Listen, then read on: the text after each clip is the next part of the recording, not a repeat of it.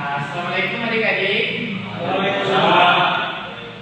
Ya, pada pertemuan kali ini adik-adik, sebelumnya kita akan belajar terkait dengan materi memahami tes deskripsi adik-adik. Pada pertemuan kemarin kan materi ini Bapak belum sempat ajarkan kepada adik-adik. Nah, pada pertemuan ini kita mulai kembali terkait dengan pemahaman atau materi ini. Sebelum itu mungkin Bapak minta kepada ketua kelas bisa memimpin doa sehingga pelajaran kita itu secara sistematis akan mendapat rahmat dari Tuhan Yang Maha Kuasa. Dari ketua kelas bisa dipimpin doa. Teman-teman, sebelum kita belajar, marilah kita berdoa menurut keyakinan yang jelas.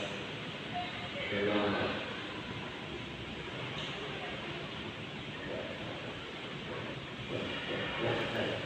Ya, terima kasih. Semoga dengan berdoa tadi kita akan mendapatkan rahmat dari Allah Subhanahu wa Ta'ala.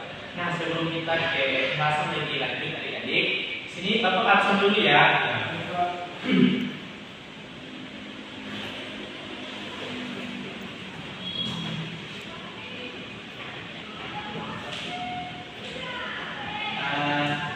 Angel Saputra, Alif Pak. Das, Alif. Akbar, Alif. Al, Alif. An. Alif. Oke, baik. Nah, di sini sudah tadi Bapak absen dan terkait dengan pemahaman atau pelajaran pada pertemuan kali ini adik-adik. Di sini terkait dengan pemahaman ini yang telah Bapak sampaikan di fokus. Nah, di sini ada sekilas pemahaman terkait dengan memahami tes deskripsi. Sebelumnya adik-adik pernah dengar tidak terkait dengan tes deskripsi? Belum Pak. Belum. Nah, di sini akan Bapak terangkan terkait dengan tes deskripsi ya.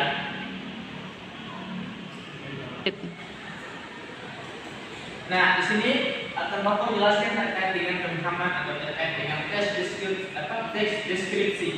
Nah, di sini sebelum itu terkait dengan ini hakikat mendeskripsikan dalam keterampilan berbahasa. Nah, sebelum kita memahami terkait lebih dalam terkait dengan tes deskripsinya anak-anak, maka di sini kita harus mengetahui terkait dengan pemahaman atau arti dari tes deskripsi. Di situ, tes deskripsi merupakan salah satu bentuk keterampilan menulis yang bertujuan untuk menggambarkan suatu objek secara konkret dan nyata. Nah, dari sekilas pemahaman itu adik-adik, tujuan dari tes deskripsi ini adalah untuk memahami merekayasa terkait dengan objek atau benda yang kita lihat dalam konteks untuk mendeskripsikan bentuknya. Itu yang maksud dari terkait dengan tes deskripsi tadi. Nah, di sini juga ada kegiatan untuk mendeskripsikan melatih peserta didik. Nah, dari keempat aspek ini itu tujuan adalah untuk melatih adik-adik untuk mendeskripsikan segala sesuatu bentuk adik-adik melatih tadi. Nah, di situ ada keempat objek atau empat aspek ya. Nah, salah satunya itu mengamati objek secara teliti. Nah, dari tujuan mengamati objek secara teliti adik-adik, di mana adik-adik dituntut untuk meneliti secara detail terkait dengan benda atau ruangan atau lingkungan yang teman-teman tempati. Nah, itu dari kegiatan yang didiskusikan tadi. Dan juga poin 2 itu mengembangkan imajinasi. Nah, di mengembangkan imajinasi adik-adik, di mana adik-adik dituntut untuk berpikir secara kreatif tanpa harus melihat objek yang teman-teman atau adik-adik deskripsikan tadi. Itu tujuannya. Dan juga di situ ada menyampaikan pesan panca indera melalui bahasa. Nah, di ini tujuannya adalah teman-teman atau adik-adik itu menyampaikan pesan atau gagasan teman-teman terkait dengan hasil mendeskripsikan tadi tanpa harus melihat. Dan juga ada menggunakan kosakata yang tepat dan kreatif. Nah, di situ juga adik-adik dituntut secara kreatif untuk mengembangkan atau menuliskan hasil analisis dari teman-teman tadi itu secara menggunakan bahasa yang secara mudah terkait dengan hasil mendeskripsikan tadi. Dan juga di situ ada fungsi teks deskripsi dalam pembelajaran. Nah, dari keempat itu juga ada fungsi yang terkait dengan hasil pembelajaran adik. Yang salah satunya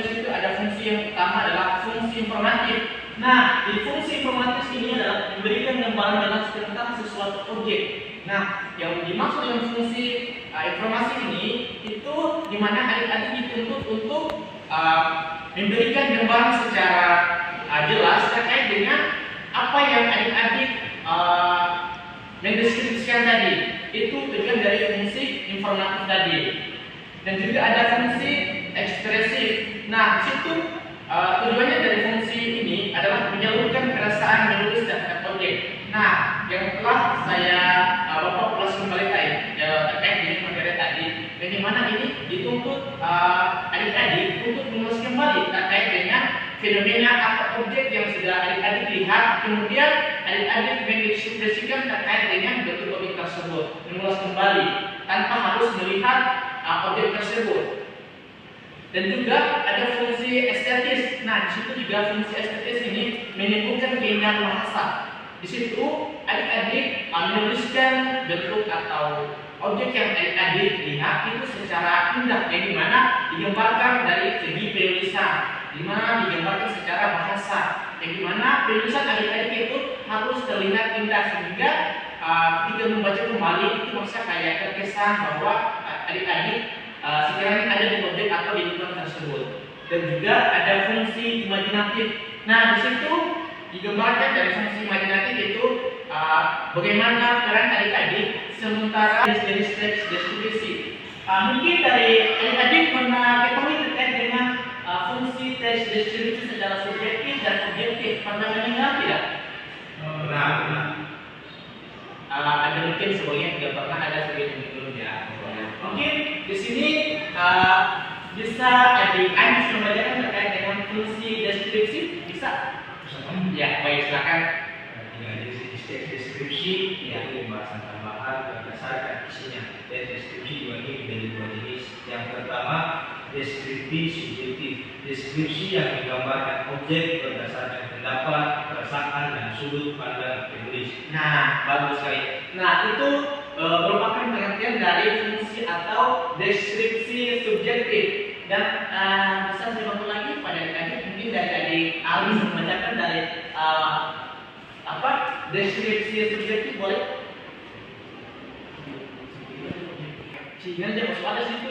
Mungkin dari adik Al bisa membacakan pengertian dari fungsi atau deskripsi objektif. Ya, baik, silakan. Deskripsi objektif. Deskripsi yang menggambarkan objek sesuai kenyataan tanpa ditambah perasaan pribadi. Nah, baik, terima kasih. Nah, yang dimana tadi sudah adik-adik membacakan terkait dengan kedua fungsi ini, itu betul sekali ya. Karena dilihat dari fungsi subjektif itu menggambarkan berdasarkan pendapat atau perasaan para penulis. Dan juga dari fungsi objektif itu juga di mana penulis juga dituntut untuk menuliskan terkait dengan objek tanpa harus menerangkan atau dilihat kayak tidak secara eksplisit terkait dengan penulisan itu, tanpa harus mengurangi kosakata sesuai dengan konteks yang ada atau objek yang ada. Itu yang dimana dari kedua aspek itu atau dua fungsi itu menggambarkan secara hal yang secara detail itulah. Kemudian di situ ada pembahasan struktur tes deskripsi secara mendetail. Nah, di situ sedikit Bapak gambarkan ada tiga aspek ya. Yang pertama itu identifikasi, kedua itu deskripsi bagian, dan ketiga adalah kesimpulan atau pesan. Nah, dari ketiga itu bahwa dari hasil pembahasan atau struktur deskripsi yang pertama adalah identifikasi itu ada ketiga kajian atau ketiga fungsi sebagai pengenalan objek dari penulis. Pertama adalah nama objek, lokasi, dan juga gambaran umum.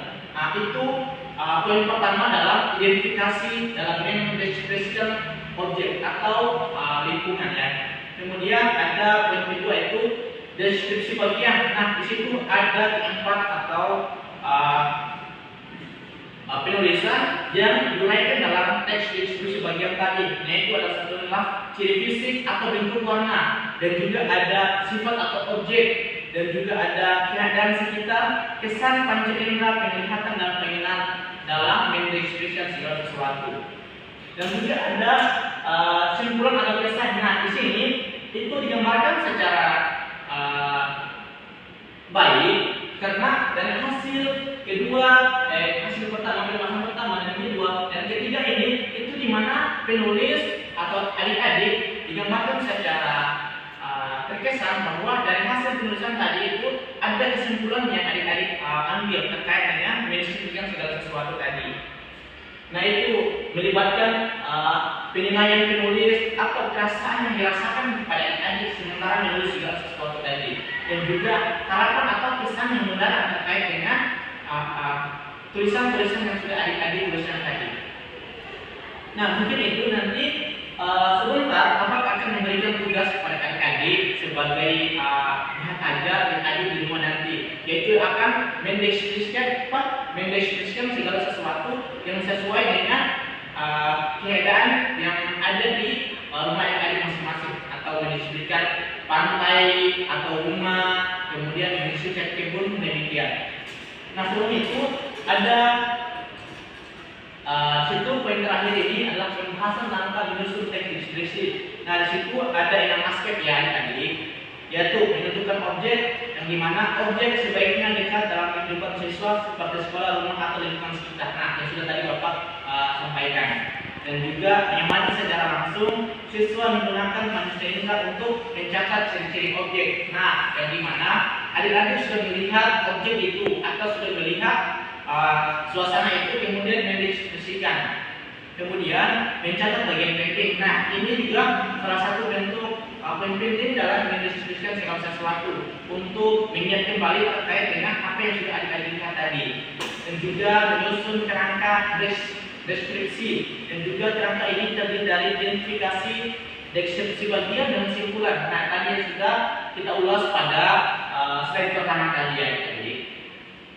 Dan juga mengembangkan imajinasi paragraf. Nah, di situ juga kita dituntut untuk mampu menyusun paragraf secara baik, karena dari hasil penulisan itu, karena dilihat dari kata penulisan itu dari hasil paragraf, penyusunan paragraf ya adik-adik, sehingga para pembaca atau teman-teman yang belum melihat hasil dari penulisan adik-adik itu bisa merasa terkesan bahwa tulisan adik-adik itu terlihat baru karena tadi keindahan dalam penyusunan paragraf tadi.